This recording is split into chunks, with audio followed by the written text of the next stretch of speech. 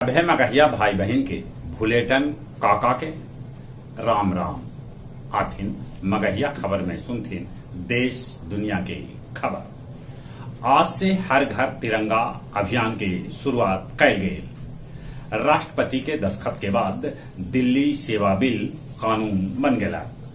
आज कैल जा रहा है दिल्ली में फुल ड्रेस रिहर्सल।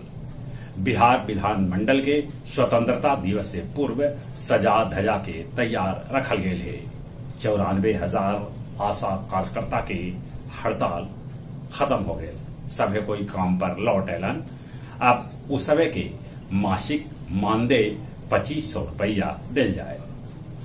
अब आवाज के क्लोनिंग कर रहलन है साइबर ठग। सावधान रहे के जरूरत है। हिमाचल के रामपुर में बदरी फटे के बाद कितने घर में आ गए दरार।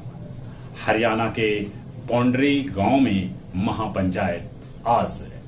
उड़ीसा में बिजली गिरे से एगो स्कूल के 20 गो छात्रा हो गलन घायल। पाकिस्तान में अनवर उल हैतन कार्यवाहक प्रधानमंत्री जिनकरा आज शपथ ग्रहण करावल जा सका है।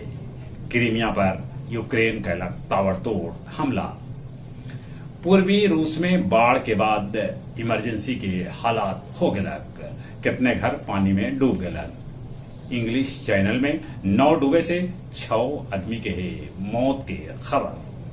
फ्रांस के एलिफेंट टावर के बम से उड़ावे के धमकी दिल गई है।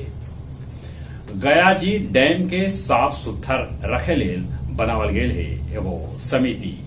शेरघाटी के गोपालपुर में ई रिक्शा में रखल बम में विस्फोट हो गए, जगह से ड्राइवर समेत 2 आदमी हो गए घायल। गया जिला हिंदी साहित्य सम्मेलन भवन में काव्य संध्या 468 के आयोजन कैल गेल, जकर अध्यक्षता सभापति सुरेंद्र सिंह सुरेंद्र और संचालन संजीत कुमार कैलका।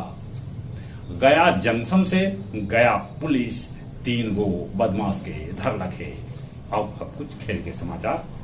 चौथा T20 मैच में भारत वेस्ट इंडीज के 9 विकेट से हरा के सीरीज 2-2 से बराबर कर ले। 5वां T20 मैच भारत और वेस्ट इंडीज के बीच आज खेला जाए। एशियाई चैंपियन ट्रॉफी के फाइनल में भारत मलेशिया के 4-3 से हरा के 5वां बेर ट्रॉफी पर जमौलक कब्जा। फीफा महिला विश्व कप में फ्रांस के 7-6 से हरा के ऑस्ट्रेलिया पहली बेर अंतिम 4 में बनौलक जगह। चले एक बेर फिर से अपने सभी के भुलेटन काका के राम राम।